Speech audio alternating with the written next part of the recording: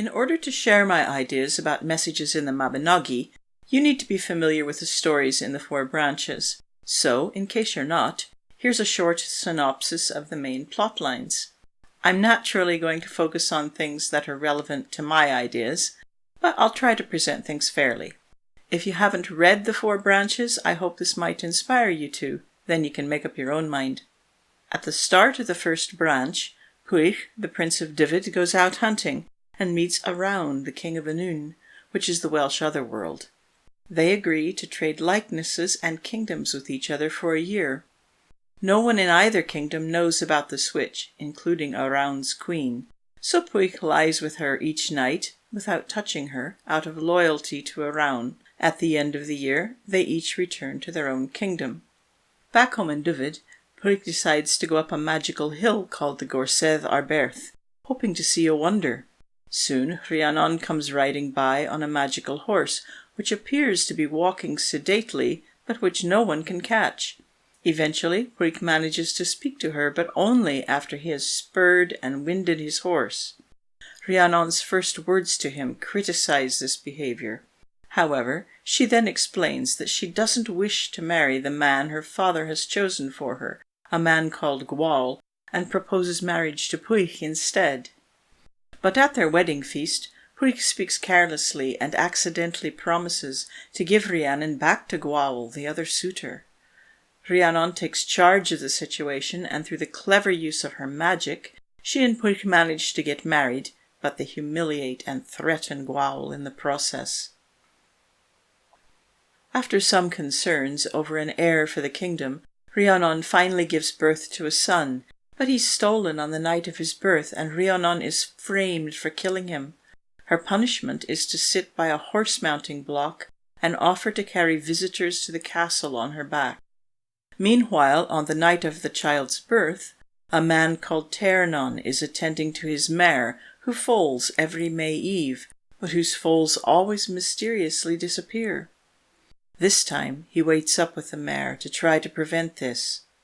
After the foal is born, a giant claw reaches in through the window and tries to take the foal. Tiernan draws his sword and cuts the arm off. He runs outside looking for the beast, but can't find it. When he returns to his house, he finds an infant boy in the doorway, and the mare and foal are safe. Tiernan and his wife raise the boy, who grows prodigiously, until Tiernan hears of Rhiannon's stolen child and realizes what has happened. The boy is then returned to his parents and named Pryderi. After Pwyll dies of old age, Pryderi succeeds him. The second branch concerns a different family. A ruler of the island of Britain called Bran, his sister Branwen, and brother Manawydan, and their two half-brothers, Nisian and Efnisian. As the story begins, the King of Ireland, called Matholwch, arrives with men and ships to ask for Branwen's hand. Bran gives his sister to Matholwch, and they agree that this will cement relations between the kingdoms. During the feasting, Efnisian returns from a journey, and seeing the Irish horses billeted nearby, asks whose they are. On hearing the news of Branwen's marriage, he flies into a rage and brutally mutilates all of the Irish horses.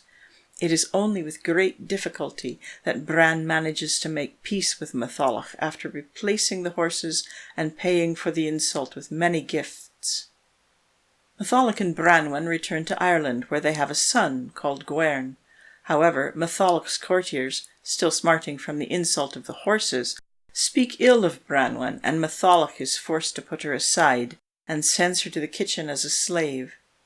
She manages to send word to her brother Bran, who invades Ireland with a large army.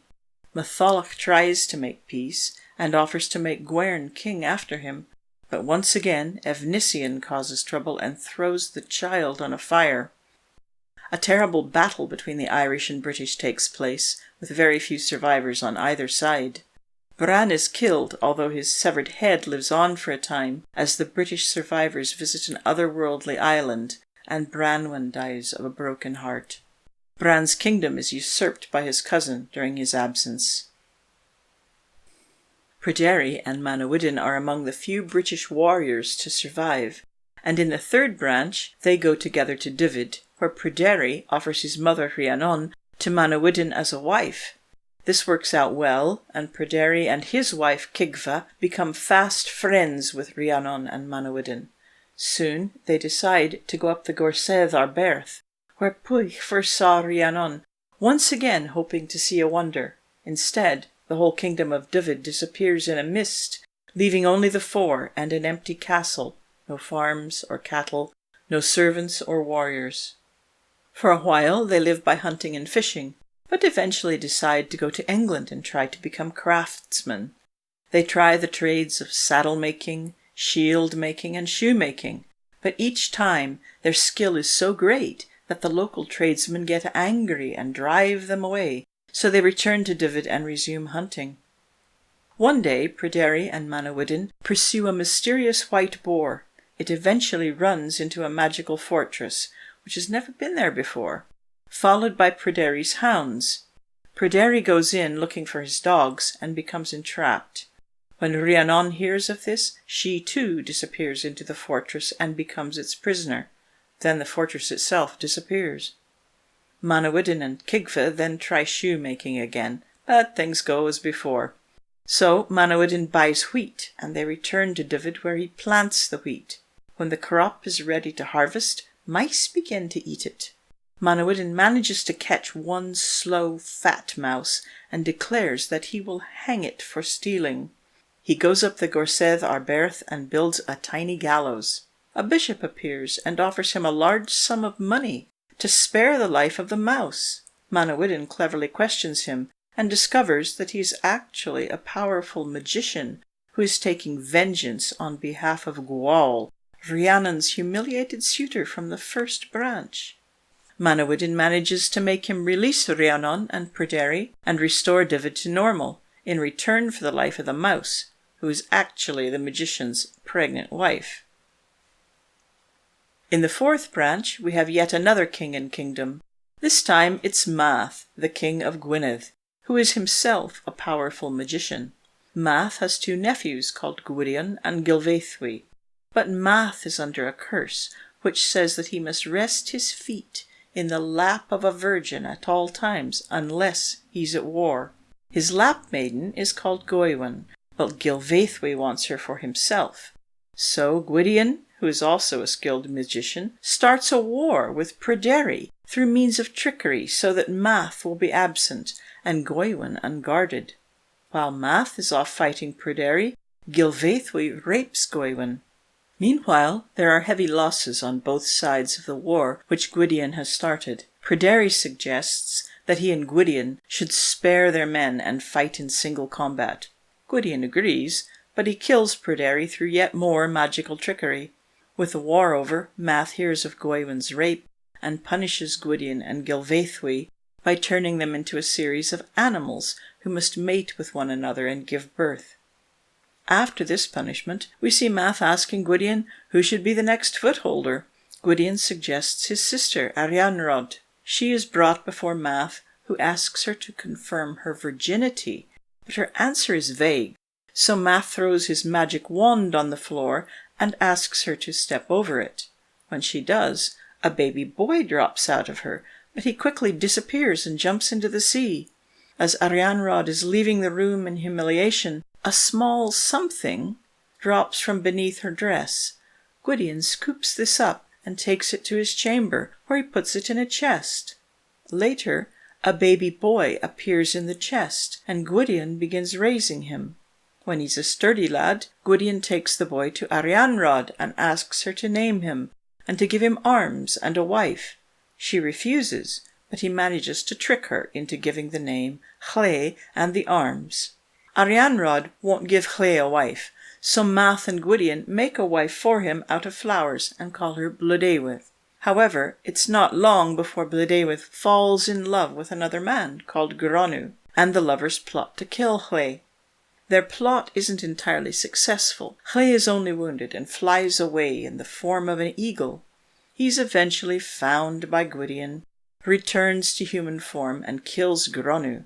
Gwydion turns Blodeuwedd into an owl as punishment. Llŷ eventually sits on the throne of Gwynedd, but it's a hollow victory as there is no prospect of an heir. With these curious stories in mind, let's leave the Mabinogi now and go back in time to our distant ancestors, not the ancient Celts, but to people who are living as hunter-gatherers more than 10,000 years ago. We know them from their art, which features hunting scenes on cave walls, like this one at Lascaux in France. Much of this art strongly features horses, like these from Chauvet, also in France. Britain, which has hardly any cave art, offers two very early horse artifacts. This is part of the lower jawbone of a horse from Kendrick's Cave in North Wales. It's almost 15,000 years old. Horse teeth are quite distinctive, and I think the way that the teeth were left in place here suggests that the maker wanted it to be obvious that this could only be horse bone. The next one is from Creswell Crags in Derbyshire in England, and it's about 12,000 years old. This is still something like 6,000 years before horses were domesticated in Britain. This portrait of a horse, perhaps being hunted, is incised on a horse's rib. 9 or 10,000 years ago, when people began growing grain in Europe and Western Asia, I wonder how much they had to alter their worldview or religious beliefs to accommodate the changes. While it was probably a gradual change in society, there will have been a moment in the life of each village or each tribe when they broke the sod for the first time, like the people in this picture doing just that. I wonder what new mythology they may have created in order to make themselves feel safe. Or maybe I've got it wrong and it didn't worry them. Draw your own conclusions, but if, as we believe, they saw the earth as their mother, they surely had to change their ideas of how things work in a way that cast this new technology in a good light. In a way, the earth became less of a mother, more of a wife. Some societies domesticated animals independently of grain farming. Sheep and goats came first, then cattle, and it was several thousand years before horses were domesticated. There were two separate, seemingly unrelated horse domestication events on the Eurasian steppes. The first people to domesticate horses were the Botai people, about 3500 BC. This is a reconstruction of their houses in Kazakhstan. They were sedentary hunters. Even before they domesticated horses, they ate almost no other meat. The herds were so vast that they could stay in one place and still find enough. They probably made the leap to domestication and riding by beginning to influence the movement of herds, to finally corralling them and starting to ride. These female figurines were common in Botai houses and are made from a bone in the horse's foot, which has this natural shape suggestive of a female body. They may have been household votive figures. They're about 4 inches high. When I saw these, I immediately thought of that Kendrick's Cave jawbone, which is about 10,000 years earlier. Isn't it interesting how similar they are? I can't help wondering whether there's any similar thought behind the two artifacts. About 500 years after the Botai, another group, the Yamnaya or Yamna, also domesticated horses. The Yamnaya were primarily nomadic herders who mostly lived in their wagons, not unlike the much later steppe herders in this picture. It's believed that groups like the Yamnaya made up the population which largely replaced the Neolithic farmers of Western Europe and Britain.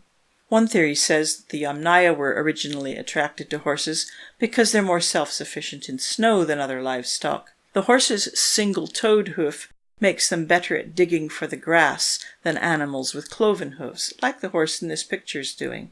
Now let's take a brief detour to the Great Plains of North America. Even as far north as the Great Lakes, First Nations people practiced agriculture sporadically before the arrival of Spanish horses. However, once they had the advantage that horses brought, nations like the Sioux and Cheyenne abandoned agriculture and returned to the type of nomadic lifestyle we associate with them. You may know that hunter-gatherers work many less hours per week to get their food than farmers do. They have a lot more leisure time and generally are healthier. It's interesting that the Cheyenne and Lakota took advantage of horses to upgrade their lifestyle from farming to hunter-gathering. I think what we see from all these examples is that horses revolutionized the lives of different people in different ways. As we look back to Paleolithic art, we see that the horse was probably already revered. To some of our ancestors, the large herds of wild horses were their most important food source, and domestication brought a more dependable supply of meat. Later, riding gave advantages in herding, hunting, warfare, and migration. Horses were a very big deal, and the reverence for them appears to have been increased by their domestication based on the art and burial artifacts that we find. I believe that for some of our Eurasian ancestors, the mother goddess or earth mother didn't take human form at all. She was in the form of a mare. That mare represented nature's bounty, Mother Nature if you like. And just as the role of women changed with the gradual transition from hunter-gatherers to nomadic herders to sedentary farmers, the role and status of the horse mother or horse goddess also changed. Just as a change of worldview had to be made to accommodate the move to farming and ideas of possession of territory and male heirs, so ideas about the role of the great mare had to change too. How do you justify depriving the living embodiment of the earth mother of its freedom? How do you justify riding on its back or hitching it to a wagon? All of this requires a revolution in thinking, and a revolution in thinking generally means some cognitive discomfort, some compromise before it reaches a reconciliation. I believe that we see echoes of this in the way queens and other female sovereignty bringers are portrayed in Celtic myth, and the way horses are bound up with female sovereignty bringers. So let's turn our attention back to the Mabinogi now, and look at the role of horses and of female sovereignty figures. The first thing I notice is the hunting motif. This is a common setup for the introduction of otherworldly activity in medieval storytelling, but hunting is also the province of the nobility. Over the course of time, the move to agriculture has reduced most of the population to working the land, while the nobility who own the land are now privileged to play at hunter-gathering.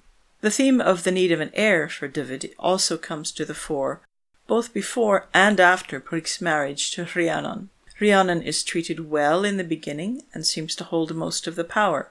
She proposes marriage, arranges her own wedding feast, speaks up boldly in public, and fixes mistakes, Bric's mistakes. She eventually provides an heir, yet it's interesting how Rhiannon seems to have less power once she's a mother. The association between Rhiannon and horses is very clearly and repeatedly drawn in this tale, including the episode with Ternon and the mare. In some ways, Ternon, the horse breeder, is Rhiannon's only effective ally in the story.